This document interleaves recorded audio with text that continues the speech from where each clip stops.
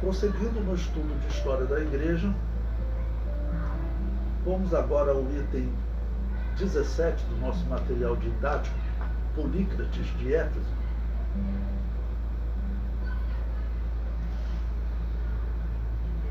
Bom, eu estou sempre seguindo na ordem cronológica. Falei para vocês do bispo Vítor, da insistência que ele está tendo, os bispos de Roma, né? A insistência de mudar a data da Páscoa, ou seja, a insistência no erro.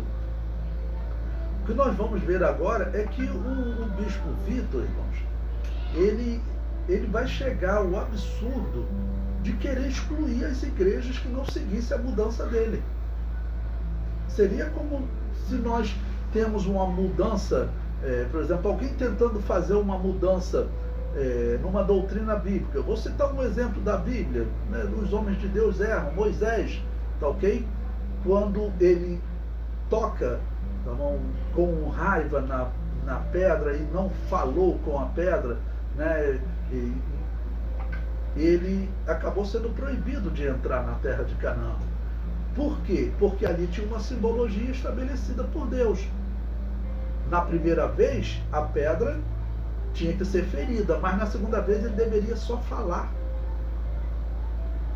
Quando ele feriu a rocha novamente, é como se Jesus tivesse morrido duas vezes. Então, quando nós vemos essas doutrinas, o que nós falamos? Não. Simbologia estabelecida por Deus, nós não alteramos em nada, de jeito nenhum. Mas a igreja de Roma está insistindo, e agora esse bispo Vítor, ele decide excluir as outras igrejas. Bom, então o primeiro que vai reagir a ele é Polícrates de Éfeso, 190 da era cristã. Polícrates foi um bispo da igreja de Éfeso, sendo, portanto, alguém de grande influência, pois esta era a maior cidade da Ásia. Neste ano de 190, Polícrates escreveu ao bispo de Roma, discordando das mudanças que esta igreja estava fazendo na Páscoa. Veja o que ele diz. Os bispos da Ásia, por outro lado, com Polícrates à frente, seguiam insistindo com força que era necessário guardar o costume primitivo que lhes fora transmitido desde antigamente. Por quê? Porque a igreja primitiva toda celebrava o dia da Páscoa como um dia especial. Tem história de igrejas que esse era o dia do batismo, em que eles reuniam muitos novos convertidos, né, que durante o ano, para se batizarem naquela data. Era um momento especial para a igreja cristã. Deve ser um momento especial para nós hoje. Tá bom? Ele prossegue. Polícrates mesmo, numa carta que dirige a Vítor e à igreja de Roma, expõe a tradição chegada até ele com estas palavras. Bom, Eusébio de Cesareia está citando Polícrates, né? Nós, pois, celebramos intacto este dia, sem nada juntar nem tirar, porque também na Ásia repousam grandes luminárias. Ele está falando simbolicamente pessoas importantes, né, diante de Deus, ok? Ou seja, a sua palavra tem peso, tá bom? A Ásia era a região onde estavam as 7 igrejas da Ásia, onde estava Éfeso. E ali o apóstolo João foi referência naquela região. Antes o apóstolo Paulo tinha sido referência. Então foi uma área que formou importantes ministros. Aquela região da Ásia formou Policarpo, ok? Inclusive Irineu, que é chamado de Lyon, Irineu de Lyon, por pastorear em Lyon, ele era daquela região também. Então ele está dizendo, naquela região da Ásia repousam grandes luminárias, que ressuscitarão no dia da vinda do Senhor, quando vier dos céus com glória e em busca de todos os santos. Então, ele começou falando que ele está falando, tá bom, dos cristãos importantes daquela região. E começa a citar Filipe, um dos 12 apóstolos, que repousa em Hierápolis com suas filhas, com 2 filhas suas, que chegaram virgens à velhice, e outra filha que, depois de viver no Espírito Santo, descansa em Éfeso. E também João, o que se recostou sobre o peito do Senhor e que foi sacerdote portador do pétalon. Pétalon, para explicar a vocês, era o nome que se dava em grego daquela lâmina que o sumo sacerdote usava, escrito Santidade a Yahvé, que ele trazia na testa, né? Tá bom? Então ele está usando uma simbologia para exaltar João, o evangelista João. Então ele classifica ele como um sacerdote portador do pétalo, ou seja, um sacerdote portador da mensagem santidade a Yahvé. Marte e mestre, este repousa em Éfeso. E em Esmirna, outra região da Ásia, né, outra cidade da Ásia, melhor, Policarpo, bispo e Marte. E vai citando outros nomes, olha, e Trácias, também ele, bispo e Marte, que procede de Eumênia e repousa em Esmirna. E que falta faz falar de Sagares, bispo e Marte, que descansa em Laodiceia, assim como o bem-aventurado Papírio e de Meliton, o eunuco, que em tudo viveu no Espírito Santo e repousa em Sardes, esperando a visita que vem dos céus no dia em que ressuscitará dentre os mortos. Todos estes celebraram como dia da Páscoa o da 14ª lua, conforme o Evangelho, e não transgrediram, mas seguiam a regra da fé. E por quê? Porque o bispo de Roma está transformando a regra bíblica numa transgressão. É isso mesmo que eu estou dizendo para vocês. O bispo de Roma decide excluir aqueles que seguiam o texto bíblico ao pé da letra. Você pode até chamar, como alguns chamam, de extremista, radical, né? Mas preste atenção no nível do absurdo. O fato da pessoa querer seguir a Páscoa como a Bíblia declarou, a 14ª lua, o bispo de Roma quer excluir as igrejas que não aderem à alteração dele. O comentário prossegue. Eu mesmo, Polícrates, o menor de todos vós, faço conforme a tradição de meus parentes, alguns dos quais segui de perto. 7 parentes meus foram bispos e eu sou o 8º.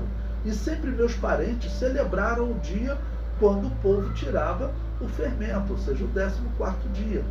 Portanto, irmãos, eu com mais de 65 anos no Senhor, que conversei com os irmãos procedentes de todo o mundo e que recorri toda a Sagrada Escritura, não me assusto com os que tratam de impressionar-me, pois os que são maiores do que eu disseram, importa mais obedecer a Deus do que aos homens. Eu até coloquei destaque dessas palavras dele em itálico. Importa mais obedecer a Deus do que aos homens. O que ele já está dizendo aqui? Que a alteração que o bispo, a igreja de Roma está propondo já há cerca de 30 anos, essa alteração está errada. Então eu posso obedecer à igreja de Roma, tá bom? Ou obedecer a Deus, ou seja, a igreja de Roma está errada. Eu mostrei para vocês, e vou mostrar de novo, Irineu de Lyon, ele discorda da igreja de Roma, ok? Por essas alterações, e chama a atenção deles. Bom, o comentário prossegue. Logo acrescenta isso que diz sobre os bispos que estavam com ele quando escrevia e eram da mesma opinião. Ele diz: poderia mencionar os bispos que estão comigo, que vós pedistes que convidasse e que eu convidei. Se escrevesse seus nomes, seria demasiado grande seu número. Eles, mesmo conhecendo minha pequenez, demonstrando humildade, né, deram seu assentimento à minha carta, sabedores de que não é em vão que levo meus cabelos brancos, mas que sempre vivi em Cristo Jesus. Ele está dizendo, olha, todos os bispos dessa região aqui, todos eles concordam, todos os pastores, todas as autoridades eclesiásticas, principalmente ele citou João. Se João, o apóstolo continuou no dia da Páscoa, celebrando, porque você tem então o dia e a hora da morte de Jesus. Eu considero especial, no dia 23 de abril, eu vou procurar às 10 horas da manhã, estar num lugar reservado, onde eu possa fazer uma oração com os meus irmãos, ok? Que dia que vai cair? Dia 23 de abril? Vai cair numa terça-feira. Então, vai estar comemorando 1995 anos da morte de Jesus. Isso não é significativo para nós? Então essa mudança aqui, isso aqui é o que Jesus Cristo disse, irmãos. Um abismo chama outro abismo.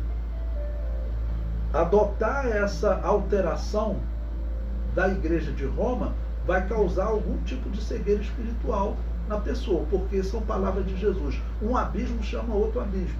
Então esses abismos que a Igreja Católica vai adotando aí, são abismos para nós ficarmos longe deles. Bom, o comentário diz: ante isto, Victor, que presidia a Igreja de Roma, tentou separar em massa da união comum todas as comunidades da Ásia e as igrejas limítrofes, alegando que eram heterodoxas, ou seja, de diversas formações e conservavam diversas coisas, e publicou uma condenação por meio de cartas, proclamando que todos os irmãos daquela região, sem exceção, estavam excomungados. Olha que coisa absurda, irmãos. Então vocês veem que o problema no segundo século da era cristã vinha de onde? Vinha da Igreja de Roma. Vinha da Igreja de Roma. Essa igreja já era uma igreja problemática. E por que ela é uma igreja problemática? Roma era o centro da perseguição.